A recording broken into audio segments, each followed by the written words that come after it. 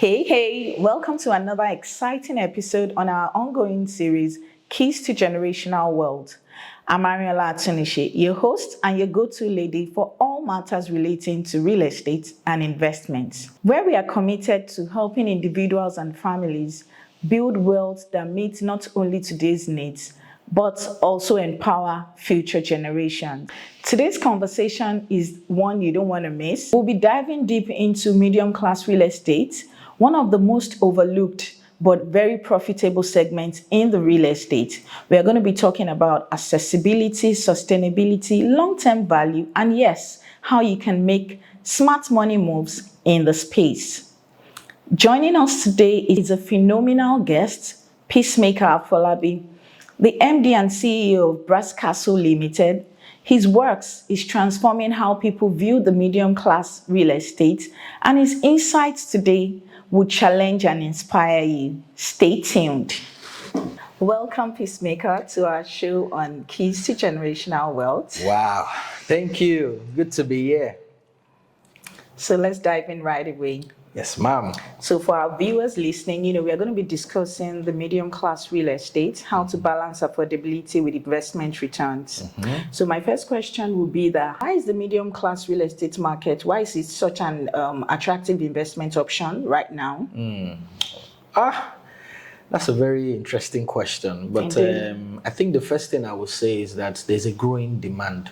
Okay. Statistics that was carried out by African Development Bank in 2022 states that over 23% of the middle class are responsible for the entire population of Nigeria.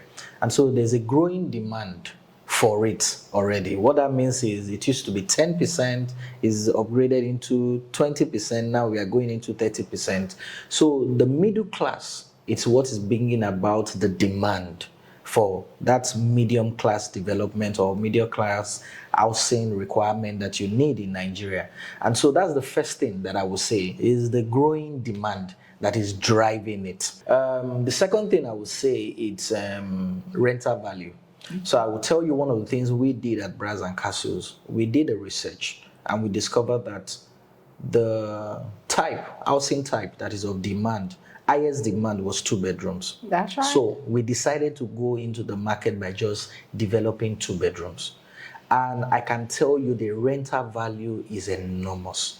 I mean, we have people who bought property from us and they are earning as much as 15% of the value in terms of rentals. So if, for example, you bought a property from us for maybe 40 million when we sold it to you, and you are renting it out at 6 million, 7 million, even up to 10 million when it is furnished for short-let apartments. So the rental value is also driving it. And that's one thing that we enjoy at Brass and Castle, because when we see people who had invested with us and they are enjoying the dividends from that investment that they did with us, I mean, it's fruitful for us. It brings so much excitement to us. The other thing that I will also say is that it is affordable compared to what you will call luxury development. I mean, if you want to purchase or you want to buy a medium class development, it is far cheaper than you going for the 1% luxury development that is being sold out there. So it helps people to diversify their funds. People who have either invested into portfolios with stock exchange or any other thing, and they can easily move their fund into purchasing, like I mentioned earlier, 2-bedroom apartment. They can even buy more than one. And before you know it, they are earning so much. So it also brings about diversification of funds for those middle class. Wow, that's tops. Thank you so much for that. So absolutely, that brings about the demand for the balance between affordability and the demand for the medium class housing estate makes it a sweet spot for investors. Yes. Yeah, and then so it's not just about the building, it's about where the movement is, where the money is, because based on what you said now, and I know that 2-bedroom is like majorly your forte because it's like quick sale. Yes. And then it also helps people that want to, investors that are looking to diversify their portfolio to invest in there, and then it's quick sale. They can sharply get their returns. Yes. Thank you very much. As a matter of fact, one of the research that we also did was we didn't just only discover that 2-bedroom was the highest in terms of purchase. 2-bedroom was also the highest in terms of rentals. 2-bedroom was also the highest in terms of shortlets. Investments. 2-bedroom was also the highest in terms of resale. Wow. So for any middle class or medium class person who is moving their investment into housing, it's almost like you can roll it over almost immediately. You can roll it over. Quick it's sale. Either you buy into an off plan, you can sell immediately the project is delivered, you buy, or you can put it into rental values, or you buy, you can put it into shortlet. Wow. That stops. Thank you. So that goes to my next question. What do you think, what are the challenges investors face when they're entering or trying to scale up into the medium class sector in real estate? So I get this question all the time, and my answer is always very interesting. And I will tell you, one of the first or the major challenge or challenges that investors face is unstable economy. Okay. The fluctuation in the economy. I mean, for example, if you are playing in the Nigerian market, you know what happened to the real estate sector in the last 2 years because of the uncertainty in the environment. A lot of people were skeptical, either they wanted to invest into real estate or not. We also live in a dollarized economy.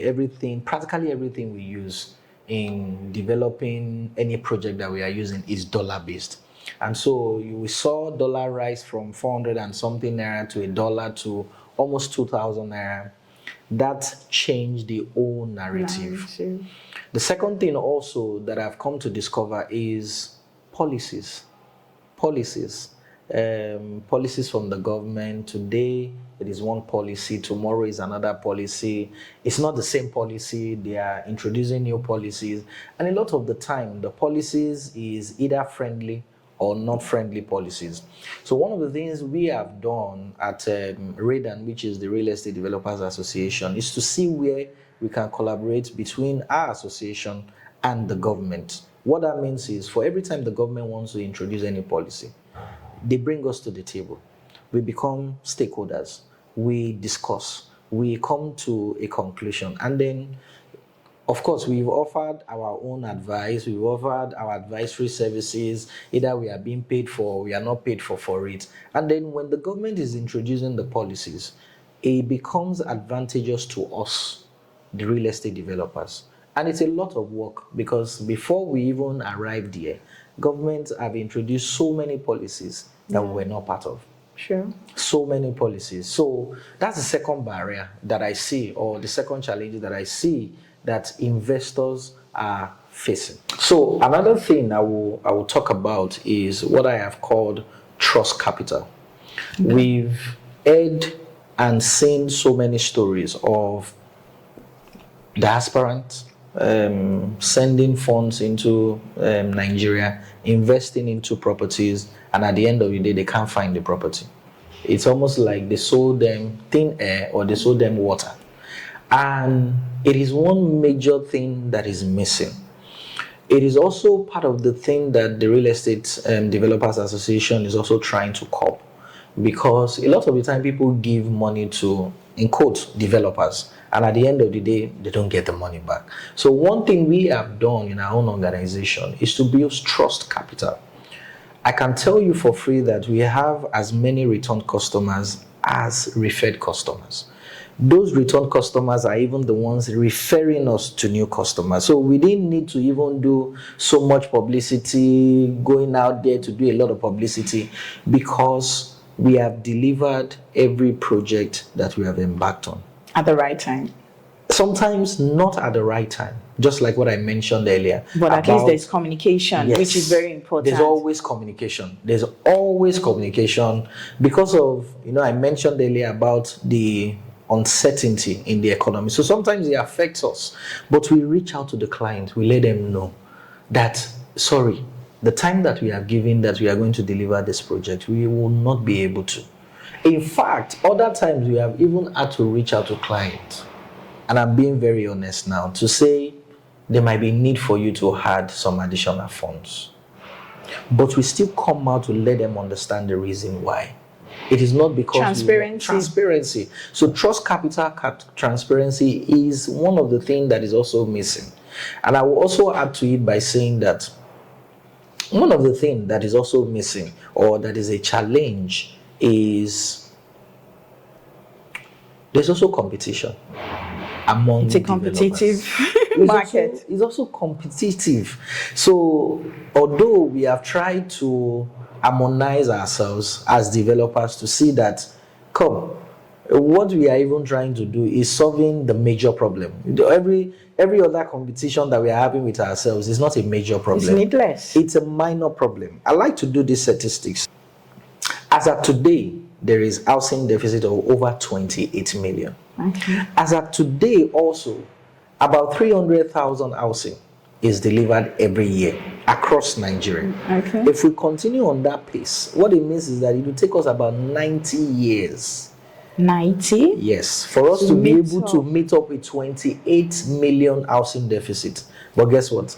The deficit continues. Yeah, it's inevitable. Next year is going to add up. Next year is going to add up. So we don't need competition. You need collaboration. And so we try to sell that as a group. We also try to sell that as an individual to let us know that it is housing problem coming together that we have. We don't have one-on-one problems. Yeah. Wow, that's amazing. You've touched on 4 crucial points. If I following you talked on transparency, Yes, trust capital, government policy, yes, and then the economic downtown. Yes. Yeah, which is very important. Also competition. And then competition, yeah, for everybody listening, especially our developers, it's good to just know that, let me take it from there, like in-out, that collaboration is the new currency. And if we are looking to actually grow and make, fill up the deficit gap, there is need to harmonize and work together.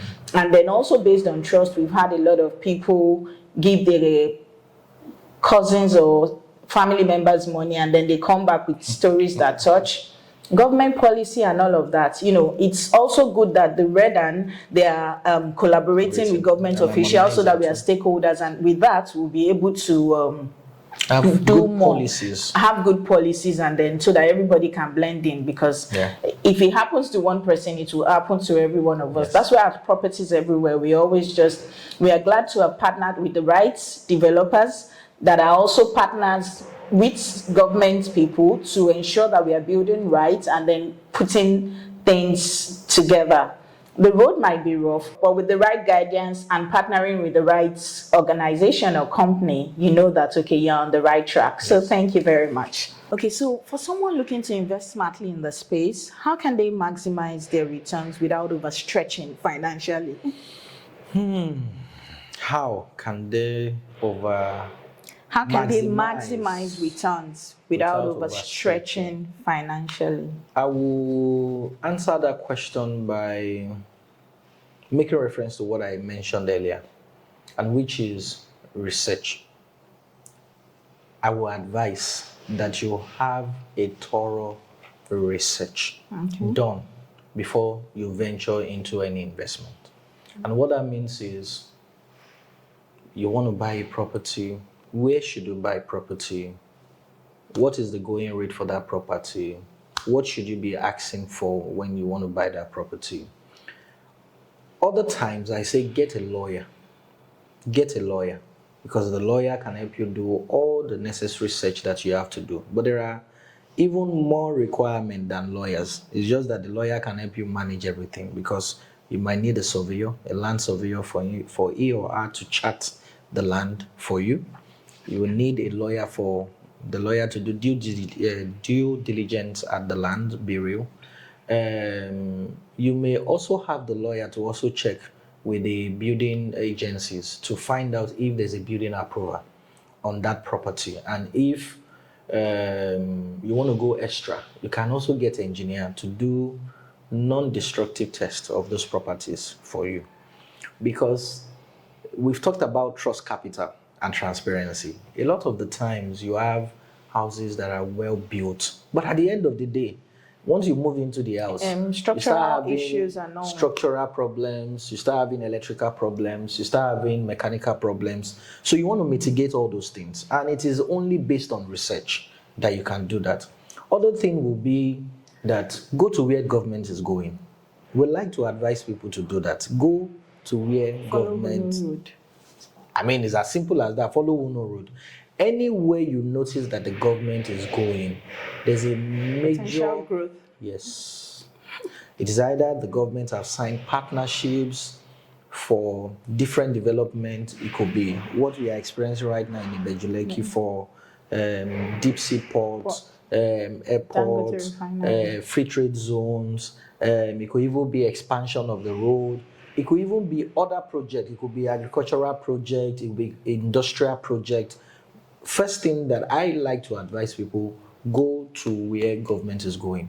Other times is, if you really want to get quick returns, go to urban developing areas or urbanized areas. And what that means is, if, for example, you want to invest into Lagos, you know that anything within the Lekki axis is an urbanized area or is a developing area. Anything within Victoria Island, Ikoyi, urbanized area. If you're looking at the mainland, you know anything within Ogudu, anything within Maryland, anything within Ikeja, Surulere, urbanized areas. But there are also places attached to them that government have done, maybe road construction, they've connect rail system, or there's even waterway system.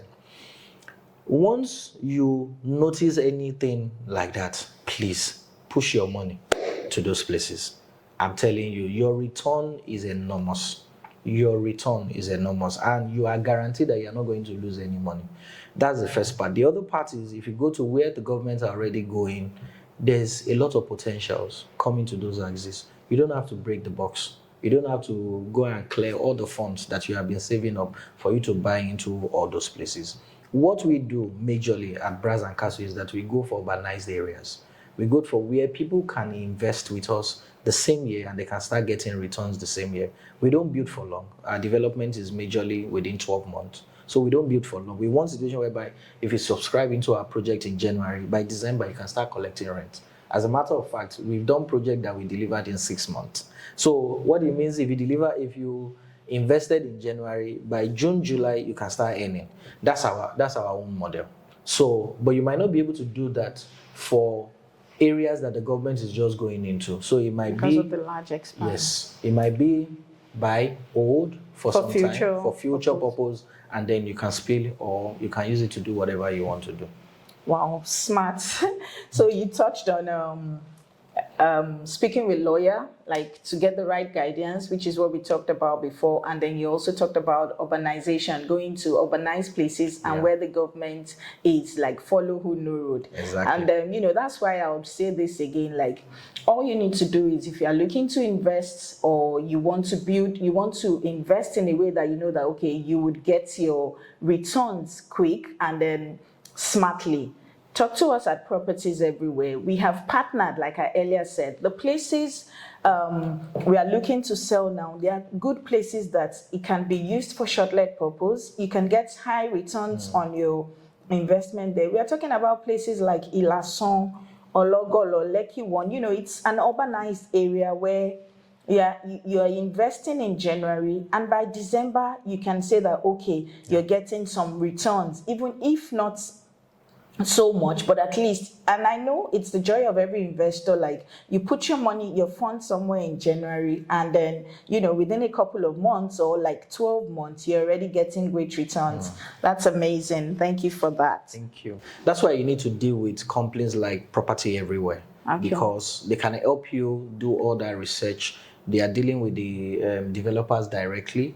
They have lawyers, they have surveyors, they have engineers that is also working in collaboration with them. So they can actually help you to do all of that. And what that means is, if they bring any property to you, you are rest assured that it's a property you want to invest into, and you are definitely going to get you got your peace of mind. Thank you very much. You've heard that already. We are partners. We've been doing this for over 6 years. There hasn't been any complaint from any investor. In fact, we can proudly say that 99% of our businesses are based on referral. We have properties everywhere can attest to that. And Peacemaker as well, the model of their business is referral. And that tells you something. I mean, if you're not doing something right, no, people wouldn't refer you. It's only when you do something right that you keep getting your return clients keep referring. So thank you very much. And that goes to my next question. So in your opinion, what role do you think the government policy play in shaping or disrupting the market segment?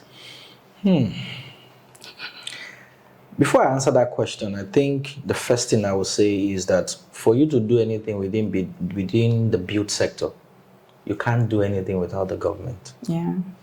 So let me make that clarity first, because everything starts with government and everything also ends with government. And I will share what I mean. So, and it will lead me to my question. So, the Land Use Act starts everything about the build sector, because it starts with the land. The government owns the land. The land will still come back to the government even after they have issued you all the titles. After 99 years, it comes back to the government. The second part is that the government are also going to zone those lands. So what that means is there are places that you can only build bungalows. There are places you can only build one-story building. There are places you can do mini high-rise, 3, 4 floors, 5 floors. There are places you can do high-rise, 10, 15, even if you want to do 30 floors. And so the major part of the government is from the Land Use Act to the zoning of the land that you are going to build on. So that's the first thing. That's why I say everything starts with the government and everything also ends with the government. Even after you have moved from that zoning, for you to get approval, you still have to go and meet government. So government will still give you approval for whatever thing that you want to build based on the zoning that they have done. Now, even after building, you still go back to meet the government. You said it already. Start and end with them. Come and certify the project that you have done and then give you a certificate to say this project is now habitable, so people can start living. So everything starts with the government, everything ends with the government. So from Land Use Act to zoning to approvals and even to people able to live in those properties, whether it is commercial, whether it is residential, whether it is agricultural, whether it is industrial development, or whatever thing that you want to call it, it starts and ends with the government. I think the other thing also is that the government is also largely responsible for the building code, even though there are associations, engineering associations, who also make sure that their association members adhere to it. But the government, in most cases, are responsible. I've talked about when you are building or when you want to build, they give you approval. For every stage that you are building, the government agency still comes to certify, to say, oh, you have done the needful. You have met with the building code requirement, so you can go on with your work. In fact, they give you certification for every stage that you go through to say, oh, you have done the good thing, or you have done the right thing, or what we have instructed you as government that you should do, you have done it. So it starts and ends with the government. Wow, so true. Government efficiency is a major growth catalyst, and then that is like a call to action. Nigeria has got the potential, but we need our government to also kind of fast track some things, like approval process, because you realize that I recently went for this Fabia's event in a hotel. I think you were there as well. Yes, and then somebody came from Dubai and said they get approval within 48 hours. I mean, that's tops. Like, it gives investors confidence as well, because for you developers, imagine if everything is done swiftly upon approval. You don't have to wait. There are some people that to get approval for just building approval, it takes 6 months. So I think this is a call to our government as well. They should help us and then make things get approval swiftly, and so that it can also help investors. It can also give investors the mind to also pump in money and then invest. So let me add to what you said, and it is true, but there's a bit of balancing that we also have to do. So Dubai is a developed economy. Nigeria is a developing economy. So the bureaucracies for you to get things done is not as swift as what you will get in Dubai. But I must tell you, there's a lot of improvement from the government part, because from the last 1 or right 2 now, years, you can get approval within 6 months, within 6 weeks. 6 right weeks. now, you can get approval. So, what I then recommend to my fellow developers or to anybody within the build space is deal with as many professionals as best as possible. You know why? Don't cut corners. Don't cut corners. I mean, we don't cut corners at Brass and Castles. We don't even partner with anyone that cuts corners. Don't cut corners. No. You know why? Because if you provide all the necessary documents as required for approval, your approvals will be out in no time. It is when you have to do a bit of back and forth between the developers and the agencies. That is when it also takes time. So if you already know the setbacks that is required from the government, if you already know all the things that the government is requiring, and guess what, as a developer you may not know it, because the fact that you're a developer doesn't mean that you went to school to study engineering. And guess what, even if you went to school to study engineering, it's one section, it's one arm of engineering. You didn't go to study maybe mechanical, electrical, and structural, or even civil engineering all together for you to come into the build space. You probably just did only one. But if you deal with professionals across board, they can put all the necessary requirements together for you. If you submit it, you can be rest assured that your approval will be out in no time. That's dope. Then at least we have more investors to pump in money and then to invest. With that, 6 weeks is a good one. That means thanks to the government, because we've seen improvements in the last 1 or 2 years in terms of approval processes and all of that. So before we wrap up, let's talk about something exciting, the Pearl Lagos, your new project. Why do you think investors should key into it? What are the benefits for them? What are the most likely returns in the next couple of years if they key into it? Because I'm excited about the project and I want our investors to know about it, because it's a good excited as you are too.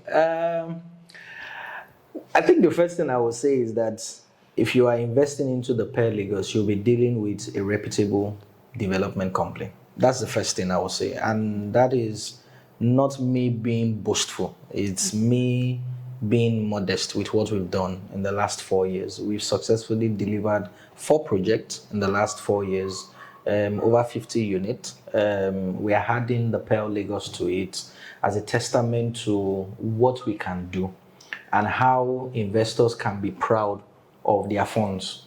Basically, that's what I would say as the first thing. The second thing I would say also is that is in one of the choicest location. I mean, every time I go to that site, even me, I am excited based on the fact that I'm leading the team on the project. It is the best of every of the sites that we have ever done. It's accessible. It's just a mini drive from the expressway, Lekki Expressway. It's 5 minutes drive from the Lagos Calabar Coastal Road, which was just commissioned recently. It's accessible to everything that you are looking for, whether it is religious centers, whether it is recreation centers, whether it is the bank, whether it is filling stations, whether it is schools, what have you. Schools are just about 5 minutes away from the Pearl Lagos. Police station is just about 7 minutes away from there. So in terms of security, you are guaranteed. In terms of, major markets are even close by. Arts Market is just about 8 minutes from the Pearl Lagos. So the location is the choices. And do you know what that does? It guarantees high return on investment. There's projection for rentals to hit almost 12-13% yearly from the value that you are even going to purchase into it. And so it gives us great joy to know that we are bringing this kind of project. The second thing also is that we do everything quality. We don't compromise everything that we do. We have a testimony or a testament to the fact that all the project that we have delivered, nobody have had to tear down anything. Rather, they've just did add-ons to everything that we've done, because we are very deliberate about our finishings. We are very deliberate about our engineering. We are very deliberate about our structures. What we do, we are very eco-friendly, and we build, almost all of our projects are close to the ocean. because we also want that breeze that comes from the ocean is very good for your health. It So is indeed. we are also very mindful of utility. So we don't want people to overspend. So although we provide 24 hours power supply, we also want people to enjoy their apartment. Sometimes they don't have to put on the ACs. All they need to do is to open their windows and they're And enjoy enjoying the the fresh fresh breeze that is coming from the ocean. So with this and so many more, there's going to be swimming pool, there's going to be gym, there's going to be lounge, greenery. We are very particular about that. So eco-friendly development is what we do here at Bras and Castles. And so there's going to be elevators. And I mean, you are going to even be living with the right set of people because we are very particular about neighbors that also live within the neighborhood. So superb. Thank you so much for such an insightful session. You have heard it all. I don't need to say more. So, this is Keys to Generational Wealth, and I'm Ariola Atinishi. See you on the next episode. Thank you. Now is the time for you to level up your investment knowledge and take action. Now, if this conversation sparked some new ideas in you or confirmed your instinct, then don't sit on it. Follow us for more value-driven insights and reach out to Ariola Atunishi at Properties Everywhere to get started on your next investment move. Remember, the journey to transgenerational wealth starts today. Let us make it count. Bye.